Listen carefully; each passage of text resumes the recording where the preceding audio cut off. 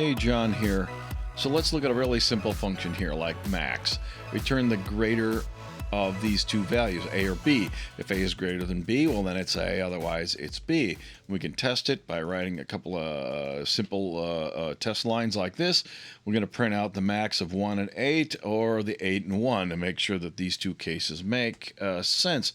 Let's also make sure it doesn't die if we both have, say, 8 and 8. So all three of these should print out 8, right? So we make it, we run it, and all three of those lines printed out 8. And that's what we would expect, right? Now let's say I want to have a max of, instead of integer values, I want to say floating point values, right? 8.3 and, 2.799. Well, this will probably compile, but those will be coerced to integers. And when you run it, you get 8 again. Well, that's not the right value. It should have been 8.3, all right? So these are coerced into integers. Now, the first thing you think is, well, hey, I can have an overloaded function. I might be able to just copy all this code, and I change it like this.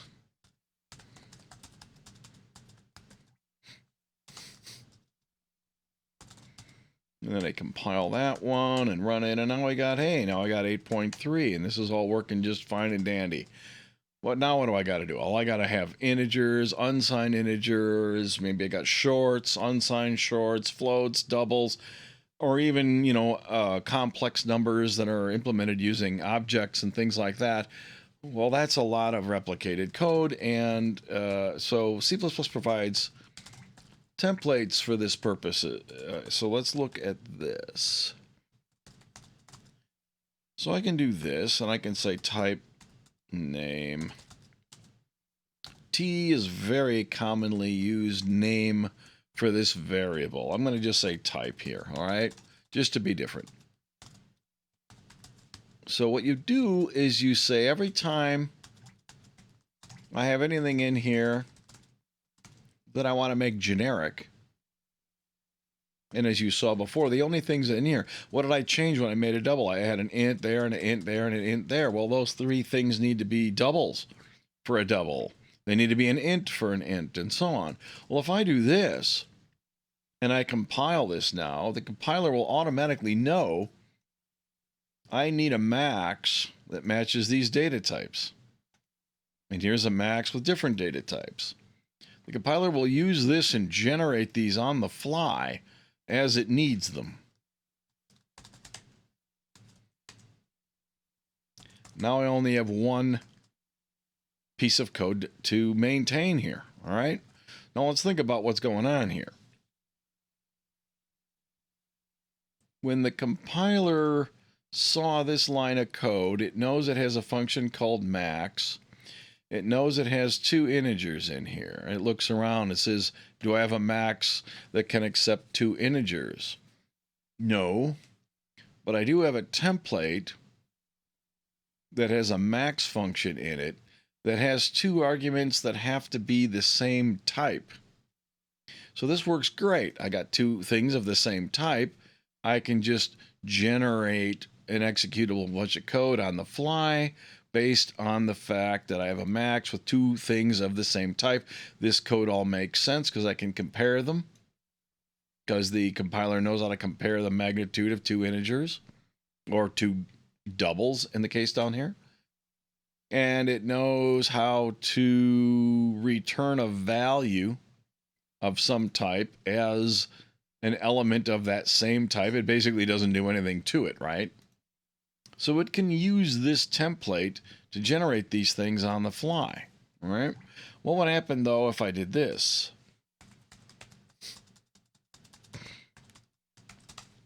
Now I have an integer here. Oops. I have an integer and I have a floating point. What's the compiler going to do now?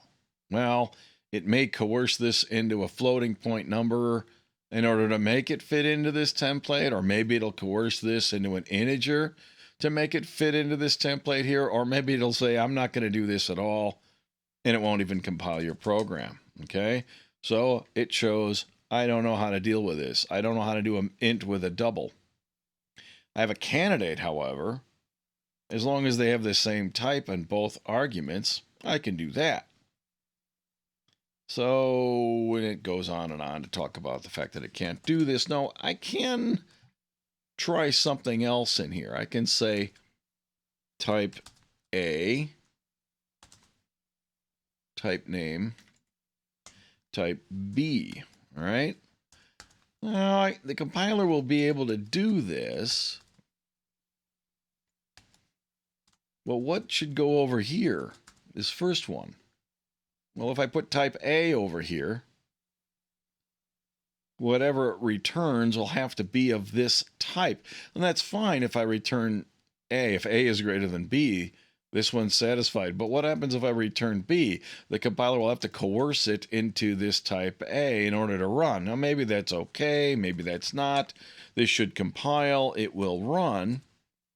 But it's going to coerce that last one as needed into a type A. So this thing here, it's okay, right? So what if I do this, right? What if this here is 12.799? Now the B type is bigger, but the way this template is set up, it has to return the value of the max as type A. You can see the compiler doesn't mind. And it will go ahead and chop that double off and say, okay, you want an int? There's an int. This A here has to match A. So the point here is you need to be careful on how you do these sorts of things. Now, I can't put a type C in here, right? I mean, in theory, I could, right? But what happens if I do that up here? I mean, what does that really mean, right? That means it can't be compiled is what it means. This would be okay if there was something to indicate what the return type is over here. Well, in theory, I could do this in here, right? I can say int double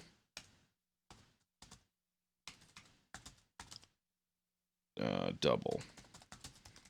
So this is an example of explicitly instantiating a template, as opposed to implicitly instantiating it in all these cases up here. Now, this won't compile these anymore because this template requires 3 types and it only has a way to imply 2 of them. So I'm going to put an if0 in here just to show you that this is running. Okay. It compiles and now it returns the type that I want. Okay. Now, this is a little cumbersome, but sometimes this is what you want. I just wanted to show you how to do this explicitly instead of implicitly. All right, so what else can we do with these things, right? Let's go back to just regular old single type template here. Let's just get rid of max altogether. Let's look at a different kind of a function, right? Let's do a swap function, right? We have an A. We have a B. Now let's make these references so we can actually swap the values, right? Now, so what's going to be different about this than the max function, right? Well, let's look at what swap needs to do. And here we need to have a temporary variable, like maybe we say temp A, then we can say A equals B, and then we might have to say B equals temp, right? In order to swap these things. Well, what got my equals? What's the data type of this supposed to be? If I put an int there, and I call swap with a double, I got a problem, right? So I can put a type here, right? Put the template type here. So we now have a way to write a meta function called swap. As long as the type of A and B is the same, we can swap the 2 values. The temporary variable that we need has to be of the correct type. Now, when the compiler applies this template, all 3 of these things will be whatever the data type is that is necessary when it is called. So if I said int x equals 12, int y equals 13, and I swap x and y, and then I say print this thing, thing in there like that, and I'll say X, comma, Y, end of line. Way too much typing. I wonder if this will compile on the first try, or even run on the first try. Look at that, amazing.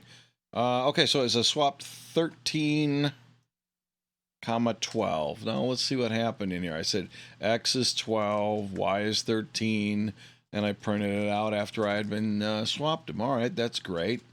Again, just like we saw before, if one of these is of a different data type, this won't be able to be compiled because it doesn't know how to do a mixed one, because both of these types here, all of these variables, these two arguments have to have the same type, okay? So what's the takeaway here? I can use this to name the data types of my arguments here. I can use it anywhere inside of this function, and the compiler will infer all that as it goes. I can also do this if I really wanted to. I can explicitly say int right here and say, give me a swap that will swap ints, and I have to give it one data type here because it has one parameter for the template type. Okay, and we see once again it works and swap those two values. Let's see if we lie to it, right? This may not work very well because I want a reference to a double here and X is an int. I don't think this is going to compile. All right, no, it doesn't. It says I want to call double with two ints, and I can't do that. And the reason is these two things are not double, right? I said make it double, and I passed it some ints. So a little testing, a little, you know, keep your wits about what's happening with these template functions. Make sure that the types make sense in the context within which it is used. So what then is the takeaway? I can create a function here that's parameterized in a way that the compiler will automatically generate whatever I want based on the data types of these arguments in here, and it can even generate them on the fly. It can even generate overloaded types, right? So this swap here, at the same time as we saw before when we were doing doubles and integers when we were executing the max function, the same thing can happen with swap. When this actually runs,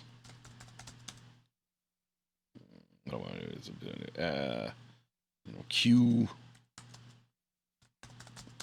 and R maybe. Q equals whatever 43 point something or other. Okay, now I can swap this one. Of course, I got put this one there. Swap Q and R. Q and R. So we see the compiler generated two swaps. Swap is overloaded by the fact that I have two different types at the same time going on here in the same program. Not a problem. So this is a very handy way to create a utility function that can be applied to many different data types. Of course, you have to be careful what you do inside this function, right? Can I apply the equals operator? Can I assign something of whatever the data type is to another value, right? What if I swap some strings? S1 equals hello. S2 equals there. All right, I want to say hello there. Or in this case, it's backwards and I want to swap it to make it normal, right? So let's go ahead and print out S1. We'll put a space in there. S2. So if I swap these two,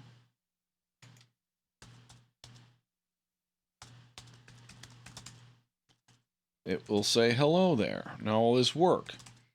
Now my gut is yes.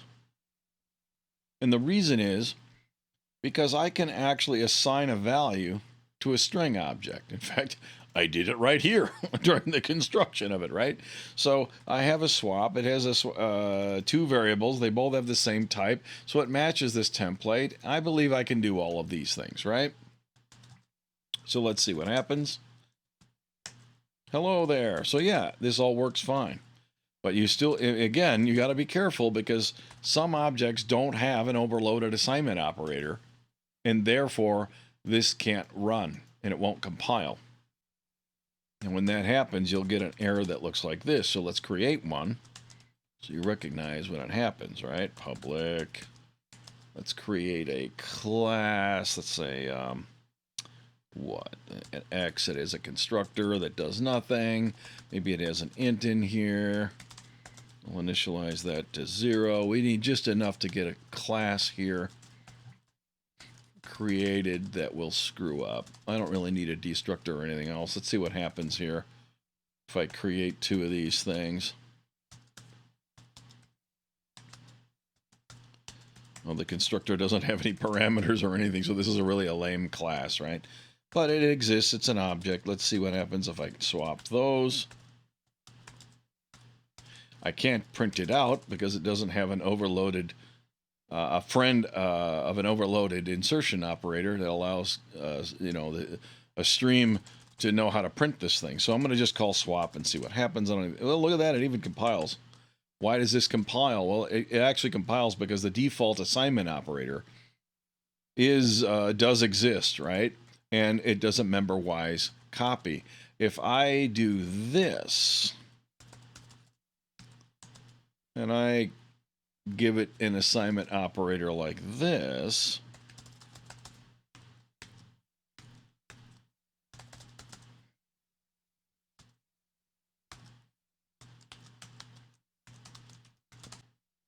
and is the case for an overloaded assignment operator, you have to return a reference to yourself like that in order for it to work. Now let's see what happens. Okay, well, look. In swap with type equals X, I need to be able to call an assignment operator, and the compiler says, hey, you know, within this context, it's private. I can't do that. There is no assignment operator. So this is the kind of thing that you're going to see from the compiler. It says, look, there is one declared here, but it's private. You know, it's griping about all of them. There's two. It assigns it twice, right? So it can't do either of these things. And it says, oh, by the way, here's where it's defined and so on. So you can actually go and debug it if you want.